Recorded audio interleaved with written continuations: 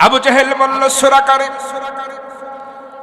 মুহাম্মদ বিন আব্দুল্লাহ রাতের বেলায় বাড়ি থেকে বের হয়েছে, বাড়িতেই তাকে হত্যার জন্য লোক পাঠিয়েছিলাম, সম্ভব হয় নাই। আপনারা জানেন হিজরতের রাতে নবীজির বাড়ি ঘেরাও করেছিল হলো 19 জন কাফের। কয়জন বলেন? 19 জন কাফের চতুর্দিকে ঘেরাও করেছিল নবীজিকে হত্যা করার জন্য। পারে নাই। আল্লাহ রাব্বুল আলামিন আমার নবীজিকে বের করলেন, সমস্ত বিপদ মুক্ত করলেন। তারা 19 জন এবার বলতেছে সর্বনাশ, এতগুলা লোক চতুর্দিকে দাঁড়ায় থাকলাম, কোন ভাগ দিয়ে গেল? আচ্ছা বলেন তো, পার করে দিয়েছেন কে? নবীজি অনেক পথ পেরিয়ে গেছেন, মদিনার সীমানা এখনো পান নাই, মক্কার সীমানার ভিতরেই আছেন। সুরাকাকে ডেকে বলা হলো, সুরাকারে শোনো, তোমার নেতৃত্বের যুবকদের দল বিভিন্ন দিকে পাঠিয়ে দাও, আর ঘোষণা করে দাও মুহাম্মদ বিন আব্দুল্লাহকে জীবিত অথবা মৃত যদি কেউ ধরা যায় 100 লাল উট উপহার দেওয়া হবে। নাউজুবিল্লাহ বলেন। লাল উটের দাম সব থেকে বেশি সব সময়। এবার সুরাকা বলতেছে মনে মনে, এই পুরস্কার আমারই লাগবে, কি আর ঘোষণা দেব? আমি খুঁজে বের করব মুহাম্মদ বিন আব্দুল্লাহকে, 100 লাল উট আর আমি আর হাত ছাড়া করতে চাই না। এবার সে চতুর্দিকে লোক লাগায়া দিল। নবীজি যেই পথে গেছেন ওই পথে সুরাকা চলে যায়। বেশ খানিকটা দূরে গিয়ে সুরাকা শুধু তথ্য সংগ্রহ করতেছে।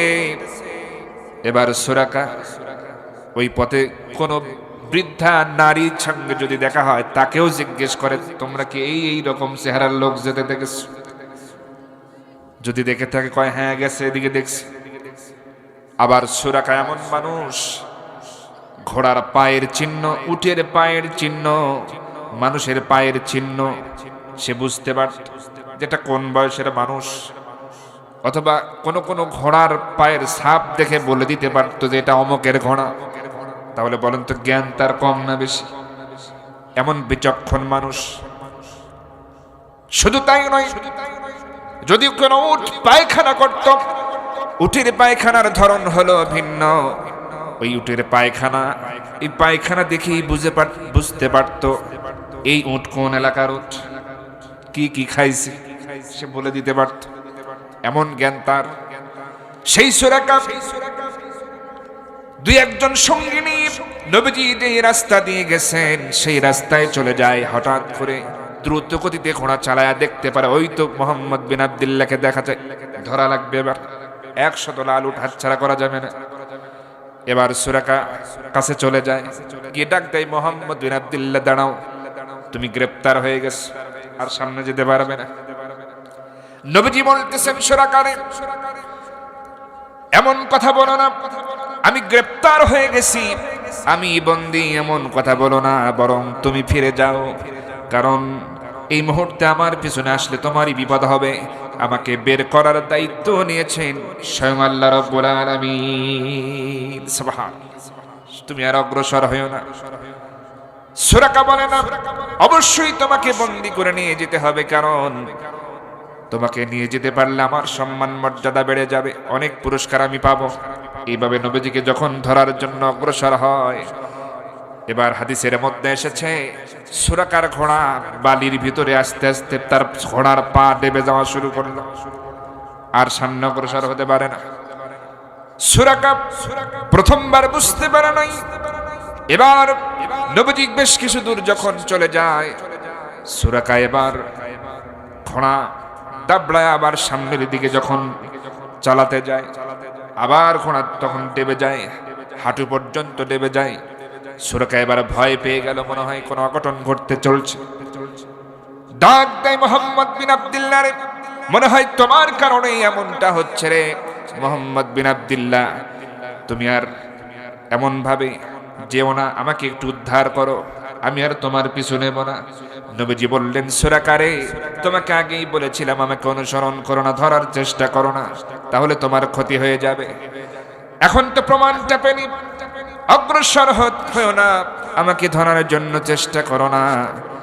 নবীজি এবার এই কথা বলার পর সুরাকা বলে, মাপ চাই, আর তোমাকে ধরবো না। এবার একটু আমাকে বাঁচায়া দাও। নবীজি দোয়া করলেন, সুরাকা উদ্ধার পেয়ে গেল। কিন্তু এবার তার ঘোড়াটা ফিরে মক্কার দিকে যাবে। ঘোড়াটা ঘোরায়ছে ঠিক, কিন্তু 100 লাল উটের লোভ তার ভেতর থেকে যায় নাই। এবার বলতেছে আরেকবার চেষ্টা করে দেখি, হাতের কাছে পেয়ে যদি 100 লাল উট হারিয়ে যায় আর আমি সুরাকা বীর যোদ্ধা, কেমন করে তা হয়? এবার মোহাম্মদকে আরেকটা বার ধরার চেষ্টা করি। দেখা গেল সত্যি সত্যি সুরাকা আবার ঘোড়াটা ঘোরায় নিল, নবীজির কাছে চলে গেল ধরার জন্য। যখনই নিয়ত করেছে সুরাকা, এবার তার ঘোড়া সহ ডেবে যেতে যেতে তার পাও হাঁটু পর্যন্ত ঘোড়ার ভিতরে ডেবে যায়। আরো ভয় পেয়ে গেল সুরাকা, নবীজিকে ডাক দেয় চিৎকার করে, মোহাম্মদ বিন আব্দুল্লাহ, আবার আমাকে উদ্ধার করো। বুঝতে পেরেছি তোমার পিছু নিয়ে কোনো লাভ হবে না, তোমাকে গ্রেপ্তার করা, বন্দী করা আমার পক্ষে সম্ভব হবে না। অতএব এবার শেষবারের মতো আমারে বাঁচায় দাও। নবীজি বললেন, সুরাকারে, ঠিক আছে, বুঝতে পেরেছি তোমার ভুল, তুমি বুঝতে পেরেছো, আমাকে ধরার আর চেষ্টা করো না রে সুরাকা, এরপরে হয়তো আল্লাহ তোমারে নাও সুযোগ দিতে পারে। যাও যাও, এবারের মতো সুরাকা তোমারে বাঁচায় দিলাম। সুবহানাল্লাহ বলেন। সুরাকা উদ্ধার পেয়ে গেল। উদ্ধার পেয়ে বলতেছে, আচ্ছা দাঁড়াও মোহাম্মদ, তোমাকে ধরবো না, কিন্তু তোমার সাথে দুইটা কথা বলার সুযোগ দাও। নবীজি বললেন, আচ্ছা ঠিক আছে, কি বলবে বলো। বলছে, আচ্ছা, আমার জন্য তো বিরাট পুরস্কার ছিল, 100 লাল উট পেতাম তোমাকে যদি ধরে নিয়ে যেতাম, জীবিত অথবা মৃত, সেটা তো হাতছাড়া হয়ে গেল। আচ্ছা মোহাম্মদ বিন আব্দুল্লাহ, এই যে আমি তোমাকে ধরলাম না, এই যে তোমাকে ছেড়ে দিচ্ছি, যেতে দিচ্ছি, এর জন্য অন্তত তোমার কাছ থেকে তো আমি কিছু পেয়ে থাকি। চিন্তা করছেন? ও নিজেই কিন্তু বিপদে, নবীজি যদি তার জন্য দোয়া না করতেন, ও তো মাটির নিচে গেড়েছি তো। অথচ এই বলতেছে যে এই যে তোমাকে যে আমি ধরলাম না, তোমাকে যে যেতে দিচ্ছি, ছেড়ে দিচ্ছি, তোমার কাছ থেকে তো কিছু পায়ে থাকি। চিন্তা করেন কোন পর্যায়ের লোক। নবীজি এবার মুস্কি মুস্কি হাসলেন আর বললেন, সুরাকারে, বুঝতে পেরেছি, তোমার মনের ব্যাপারটা বুঝতে পারছি আমি। যাও যাও সুরাকারে, শোনো, আমি নবী বললাম একদিন ওই পারস্যের সম্রাটের মাথার মুকুট একদিন তোমার মাথায় পরিয়ে দেওয়া হবে। আচ্ছা বলেন তো, নবীজি যে মুখ দিয়ে কথাটা বললেন, এটা কি মিস না কবুল হবে? হবে মানে হয়ে গেছে। সুরাকা ও হাসতেছে, বলছে, আমি তোমার কাছে কিছু চাইলাম আর তুমি এমন কথা বললে যা কোনোদিন সম্ভব না। সুরাকার মনে এই চিন্তা, মানে তুমি নিজেই প্রাণ ভয়ে পালা যাচ্ছ মক্কা থেকে মদিনায়, আর সেই মানুষ তুমি সেই পারস্যের সম্রাটের মাথার মুকুট আমার দিবে, স্বপ্ন দেখাও, তাই কোনোদিন হয়নি। আপনাদের কি মনে হয় হতে পারে কিনা? আমার বন্ধুগণ, রাত তো অনেক হয়ে গেছে, 11:30, তো মোনাজাতের টাইম হয়ে গেল প্রায়, আরো চলবে নাকি কিছুক্ষণ। কিন্তু অল্প মানুষ হলে আলোচনাটা আসলে ওইভাবে ফোটে না। যুবক ভাইরা কিছু আছে, আপনারাও কিছু আছেন, দাওয়াতি কাজ মনে হয় একটু কম হয়েছে। মাইকিন হয়েছে না এলাকায়? হয়েছে তো। যাই হোক, নীলফামারী এই জল অবশ্যই কোনো কারণ ঘটেছে। এই যে মাসুদ ভাইকে দেখতেছেন না, ভাইয়ের এলাকায় প্রোগ্রাম করেছি, উনি কিন্তু আপনাদের অঞ্চলেরই পাশের মানুষ। ভাইয়ের ইউনিয়নের নামটা বলেন তো? শিমুলবাড়ি মানুষ, চেনেন তো আপনারা? ওনার প্রোগ্রাম করেছে, হাজার হাজার মানুষ।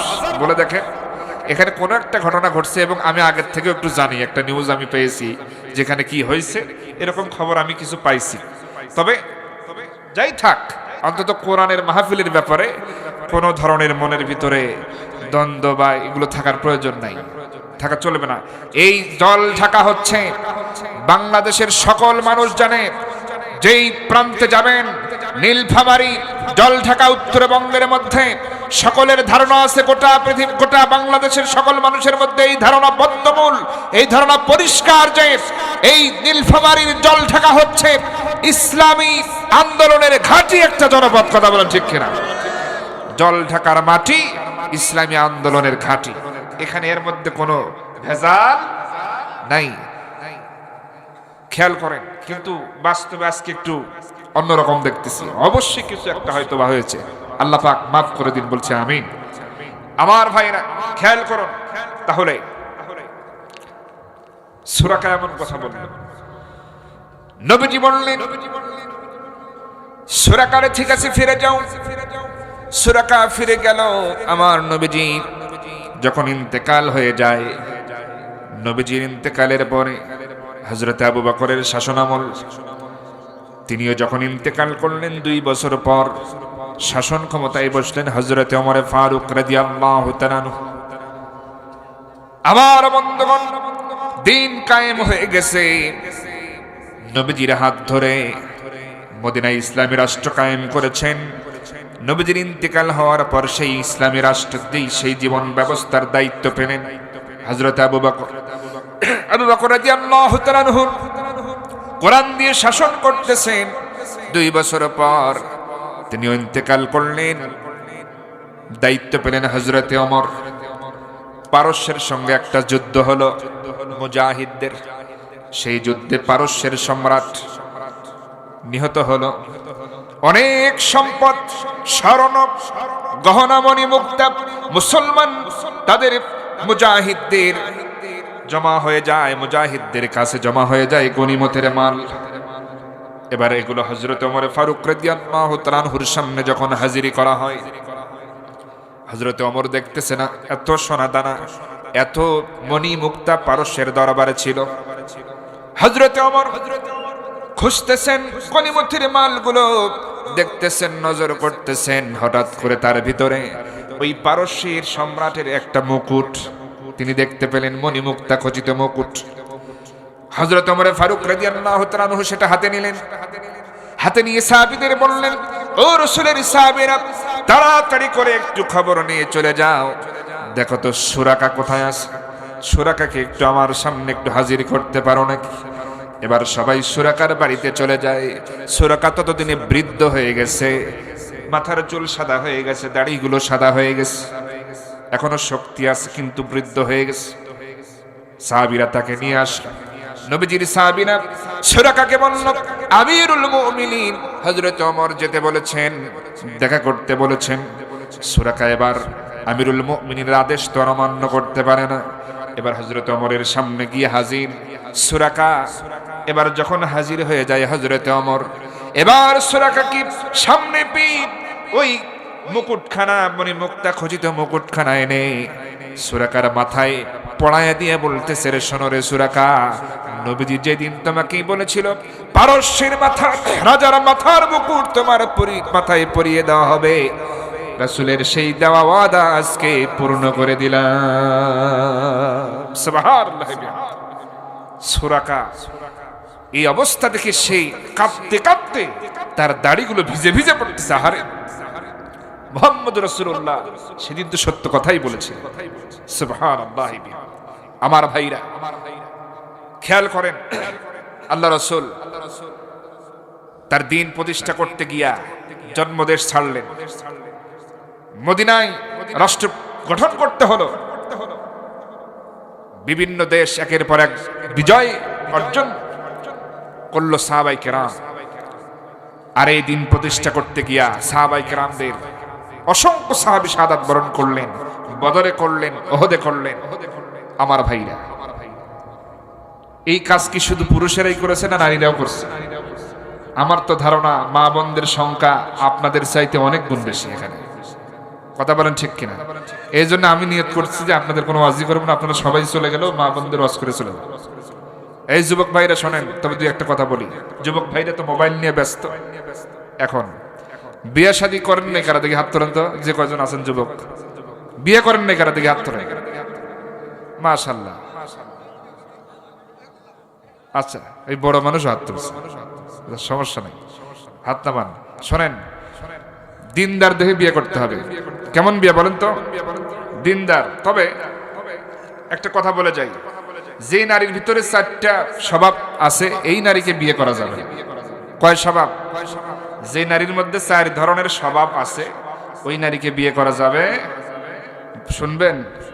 বলবো নাকি? বাবাজিরা বলবো? বাবাজিরা শুনে কি করবেন? আপনি তো আর বিয়ে করবেন না, এটা যুবকদের কথা। আচ্ছা, সবই বলবো তারা। এরপরে আমরা শুনেছি, আর যে 6 কারণে নারীরা জাহান্নামে যাবে সেটাও আমি বলবো। এরপরে খেয়াল